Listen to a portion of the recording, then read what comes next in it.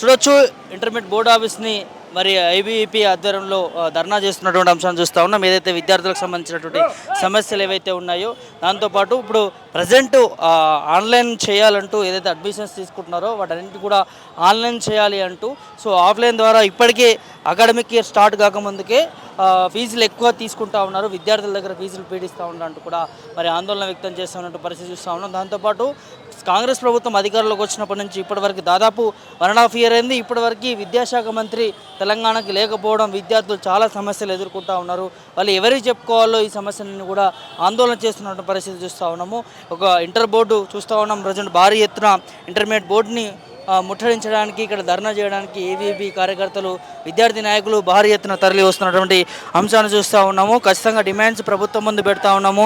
ఎన్నిసార్లు ధర్నా చేసినా కూడా ఈ ప్రభుత్వము పట్టించుకోవట్లేదు అంటూ కూడా వాళ్ళు మాట్లాడుతున్నటువంటి అంశాన్ని చూస్తున్నాం. చూడవచ్చు భారీ ఎత్తున నాంపల్లిలో ఉన్నటువంటి ఇంటర్మీడియట్ బోర్డు ఆఫీస్ దగ్గర ఉద్రిక్తత పరిస్థితి ఉందని చెప్పుకోవచ్చు. సో పోలీసులు కూడా అడ్డుకునే ప్రయత్నం చేస్తూ ఉన్నారు, అదుపులోకి తీసుకునేటువంటి ప్రయత్నం చేస్తూ ఉన్నారు. సో వారితో మాట్లాడించే ప్రయత్నం కూడా చేద్దాం. ఒకసారి వాళ్ళ డిమాండ్స్ ఏంటనేది. ఇంటర్మీడియట్ ఆఫీస్ వద్ద ఏబీవీపీ కార్యకర్తలు భారీ ఎత్తున ధర్నా చేయడం జరిగింది. డిమాండ్స్ ఒకటే, ఇవాళ ప్రభుత్వ స్కూళ్ళకు సంబంధించి ప్రైవేట్ స్కూళ్ళకు సంబంధించి విద్యా వ్యవస్థ అనేది ఆగమైపోతున్నటువంటి పరిస్థితి చూస్తూ ఉన్నాము. ఖచ్చితంగా విద్యాశాఖ మంత్రి నియమించాలి. అదేవిధంగా 10th క్లాస్ అయిపోయిన తర్వాత రిజల్ట్స్ వస్తూ ఉన్నాయి. ఈ లోపలనే ఇంటర్మీడియట్ ఏదైతే అడ్మిషన్స్ ఉన్నాయో అవి తీసుకుంటా ఉన్నారు. సో అత్యధిక ఫీజులు తీసుకుంటున్నటువంటి పరిస్థితి ప్రైవేట్ కాలేజీలకు సంబంధించి బట్ అన్నింటినీ కూడా నియంత్రించాలి. సో ఇవాళ ఖచ్చితంగా రాష్ట్ర ప్రభుత్వం విఫలమైంది విద్యా వ్యవస్థను కాపాడుకోవడంలో. ప్రైవేటు కాలేజీలకు సంబంధించి విచ్చలవిడిగా ఫీజులు తీసుకున్నటువంటి పరిస్థితి చూస్తూ ఉన్నాము. సో ఇక్కడ విద్యార్థుల తరపు నుంచి ఏబీవీపీ కార్యకర్తలు వచ్చి మరి ధర్నా చేస్తున్నటువంటి పరిస్థితి చూస్తూ ఉన్నాము. సో క్లియర్గా ఇవాళ అర్థమవుతా ఉంది రాష్ట్ర ప్రభుత్వం ఫెయిల్ అయిపోయిందని చెప్పి. క్లియర్గా ఇక్కడ చూడొచ్చు, ధర్నా చేస్తున్నటువంటి నేపథ్యంలో వాళ్ళందరినీ కూడా అదుపులో తీసుకున్నటువంటి ప్రయత్నంలో చాలా మందిని కింద పడేయడం జరిగింది. వాళ్ళకి తలలకు దెబ్బలు తాకడం, కాళ్ళకి దెబ్బలు తాకడం.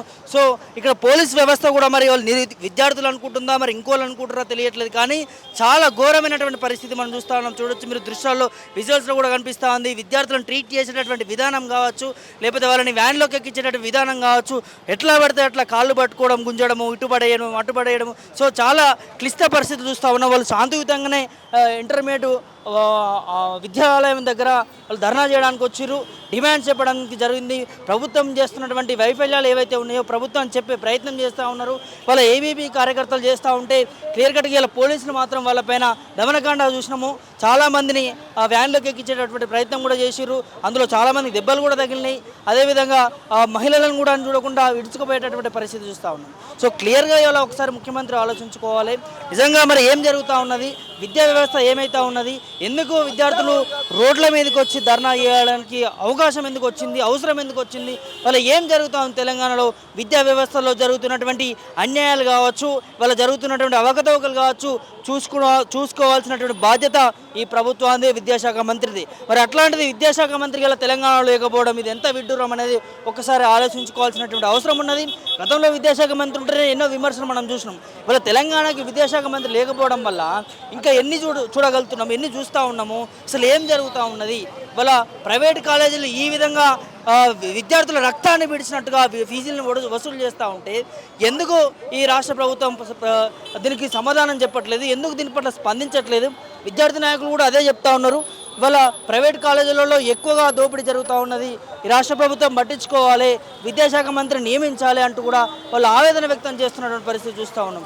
ఏం అవసరం వస్తుందండి ఏ పార్టీకైనా ఎవరికైనా కూడా ఇవాళ రోడ్లపైకి వచ్చి ధర్నాలు చేయడానికి గల కారణాలు ఏంటి?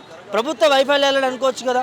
ఇలా గొప్పగా చెప్పుకునేటటువంటి ఈ ముఖ్యమంత్రి గారు ప్రజాపాలన, ఇలా విద్యార్థుల ప్రభుత్వం, నిరుద్యోగుల ప్రభుత్వం అని గొప్పగా చెప్తారు కదా. మరి ఇలా విద్యార్థులను గాలికి ఎందుకు వదిలిపెడతా ఉన్నారు? ఇవాళ ఎందుకు ఇన్ని సమస్యలు ఉన్నా కూడా మరి బోర్డు ఎందుకు పట్టించుకోవట్లేదు? వీళ్ళ క్లియర్ కట్గా ఏదైతే ప్రైవేట్ కాలేజీలకు సంబంధించి ఫీజులు ఏదైతే ఎక్కువ చెల్లిస్తూ ఉన్నాయో ఆ కాలేజీలపైన యాక్షన్ తీసుకోవాలని కోరుతూ ఉన్నారు. అదేవిధంగా విద్యార్థుల సమస్యల కోసం విద్యాశాఖ మంత్రిని ఖచ్చితంగా కేటాయించాలి, వాళ్ళ సమస్యలు చెప్పుకుంటారని చెప్పి కూడా ఒక డిమాండ్ అయితే కనిపిస్తూ ఉంది. సో దాంతోపాటు ఇవాళ ఏదైతే తెలంగాణలో ఉన్నటువంటి చాలా కార్పొరేట్ కాలేజీలకు సంబంధించి ఇవాళ అకాడమిక్ ఇయర్ స్టార్ట్ కాకముందే ఇప్పటి నుంచే అడ్మిషన్స్ ఓపెన్ చేస్తూ ఉన్నారు. ఆ అడ్మిషన్స్ కూడా లక్షలు విద్యార్థులకు ఫీజులు తీసుకుంటున్న పరిస్థితి. సో దీన్ని ఆన్లైన్ చేయాలని చెప్పి కూడా వీళ్ళ డిమాండ్ మనకి క్లియర్ కట్గా ప్రభుత్వం ముందు చెప్తున్నటువంటి పరిస్థితి చూస్తూ ఉన్నాము. ఆ ఆన్లైన్ చేసి ఆన్లైన్ ద్వారా ఈ ఏదైతే ఇంటర్మీడియట్ ఎడ్యుకేషన్కి సంబంధించినటువంటి ఆన్లైన్ ద్వారా దరఖాస్తు చేసుకొని ఆ సీట్ వచ్చే విధంగా వెసులుబాటు కల్పించాలి తప్ప ఇవాళ ప్రైవేట్ కాలేజీలకు సంబంధించి ఎక్కువ ఫీజులు తీసుకుంటా ఉన్నారు.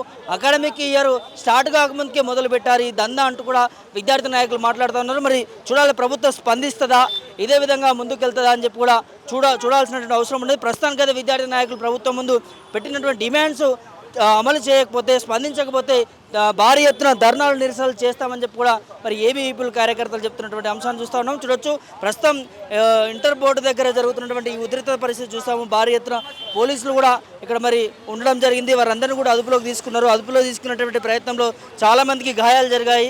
ఏబీవీపీ విద్యార్థి నాయకుడు పృథ్వీ అనే ఆ విద్యార్థి నాయకుడు కూడా తలకు దెబ్బ తగలడం జరిగింది, కాళ్ళకు దెబ్బలు తగలడం జరిగింది. వాళ్ళు మా కాలు విరిగిపోయింది, కాళ్ళకు దెబ్బ తగిలిందని చెప్పి పోలీసులు విన్నపించుకున్నా కూడా వాళ్ళని ఆ వ్యాన్లో కుక్కేటటువంటి పరిస్థితి మనం చూసినాం. సో ఈ విధంగా పోలీసులు అనేది విద్యార్థులను ట్రీట్ చేయడం అనేది కరెక్ట్ పద్ధతి కాదు అంటూ కూడా మరి ఆ విద్యార్థి నాయకులు మాట్లాడుతూ ఉన్నారు.